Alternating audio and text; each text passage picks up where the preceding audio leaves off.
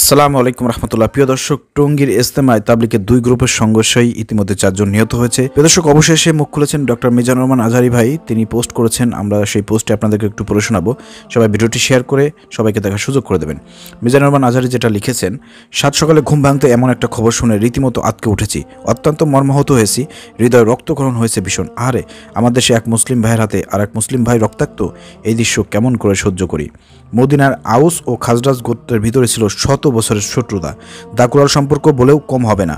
সেই শত্রুতা ঘোষাতে নবীজির 1 ঘন্টাও সময় লাগেনি, কেননা তিনি সমস্যার একেবারে গোড়ায় হাত দিয়েছিলেন। নবীজি দেখলেন দুই গোত্রের মাঝেই ভীষণ রকম ইগো প্রবলেম, নিজেকে সেরা ভাববার বিশ্রী প্রবণতা। নবীজি তাই শুনিয়ে দিলেন তাওহীদের সবক, শোনো, তোমরা কেউই বড় নও, বরত্ব একমাত্র আল্লাহর শান। তাই একবার যখন আল্লাহর শ্রেষ্ঠত্ব মেনেই নিয়েছো, তখন আর নিজেকে ছোট ভাবতে বাধা কোথায়?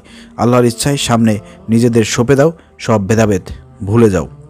নবীজির এই আপ্তবাক্য সেদিন স্ফুলিঙ্গ হয়ে জ্বালিয়ে দিয়েছিল সমস্ত শত্রুতার ইগো। আউস আর খাজরাজ হয়ে গেল ভাই ভাই, এক ধো এক প্রাণ।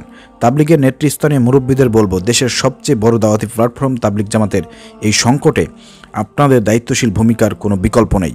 আপনার আলোচনায় বসুন, তবে ফলপ্রসূ আলোচনার পূর্বশর্ত হলো দলীয় স্বার্থের ঊর্ধ্বে উঠে চিন্তা করতে পারা, একে অপরকে ছাড় দেওয়ার মানসিকতা রাখতে হবে। মনে রাখবেন, বিষয়টা কেবল আর দলীয় গণ্ডিতে আটকে নেই, এটার সাথে এখন বাংলাদেশের মুসলমানদের ভাবমূর্তি জড়িত। আপনারা খুব ভালো করে জানেন, আমাদের প্রতিবেশী দেশের গণমাধ্যমগুলো উৎপেতে থাকে কখন দেশের মুসলিমদের এক হাত নেওয়া যায়। সেখানে আপনারা যদি বল ঠেলে দেন ওদের কোর্টে, সেটা খুবই দুঃখজনক। গতকালকের ঘটনা নিঃসন্দেহে তাদের সুবিধা দেবে। তারা এই ইস্যু ব্যবহার করে দেশের ইসলামী আন্দোলন ও দলগুলোকে বিতর্কিত করবার চেষ্টা চালাতে পারে। সেই সাথে এই ঘটনা তাবলিগের দায়িত্বশীলদের সামনে আত্মসমালোচনার সুযোগ তৈরি করে দিয়েছে। বছরের পর বছর ধরে আপনারা কোন সবক দিলেন সাথীদের? আপনারা কি তাদের এক উম্মাহ কনসেপ্ট শেখাতে ব্যর্থ হয়েছেন? আপনারা যথাযথ তারবিয়াত দিতে পারেননি বলে সাথীরা আজ সত্যিকার শত্রু চিনতে ভুলে গিয়েছে, নিজেদেরকে শত্রু ভেবে বসেছে। পৃথিবীর অন্য অন্য দেশে তাবলিগের দুই পক্ষ যার যার মতো কাজ করছে, কিন্তু এমন মারামারি তো হচ্ছে না, কারণ তাদের মধ্যে উম্মাহ স্পিরিট আছে। উম্মাহ স্পিরিটকে যত বড় করে তোলা যাবে, দলীয় স্বার্থ তাদের কাছে তত নগণ্য হয়ে উঠবে। সামনের দিকে দৃষ্টি ফেরান, সেখানকার বিজয়ের পিছনে বড় ভূমিকা রয়েছে ঐক্য। অন্তত 10টা বড় বড় গ্রুপ সেখানে লড়াই করেছে স্বৈরাচারের বিরুদ্ধে। প্রত্যেকটা গ্রুপ চিন্তা ও মননে আলাদা, কিন্তু মুসলিমদের স্বার্থের প্রশ্নে, দেশের নিরাপত্তার প্রশ্নে ক্ষমতার লোভ বিসর্জন দিয়ে তার এক ছাতা নিচে এসে দাঁড়িয়েছে। দিকে দিকে যখন মুসলিমদের ঐক্যের সুবাতাস বইছে, তখন আমরা মাতৃভূমিতে কেন ভেদাভেদের কালোছায়া?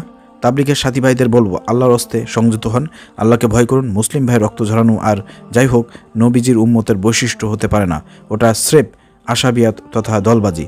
আর আশাবিয়াতের পরিণতি কত ভয়াবহ তা নবীজির জবানিতেই শুনুন। যে আশাবিয়াতের দিকে ডাকে সে আমার দলভুক্ত নয়, যে আশাবিয়াতের জন্য লড়াই করে সে আমার দলভুক্ত নয়, আর আমার দলভুক্ত নয় সেও যে আশাবিয়াতের উপর মৃত্যুবরণ করে। সুনান আবু দাউদ 5121 নম্বর হাদিস। প্রিয় দর্শক, আপনারা জানতে পারলেন মিজানুর রহমান আজহারী তাবলিগ বিষয়ে কী মন্তব্য করেছেন। খুবই সুন্দর কথা বলেছেন।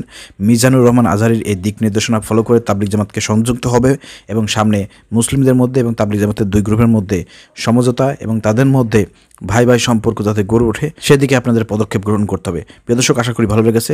সবাই মিজানুর রহমান আজহারীর পোস্টটি শেয়ার করে সবাইকে দেখার সুযোগ করে দেন। আসসালামু আলাইকুম রহমতুল্লাহ।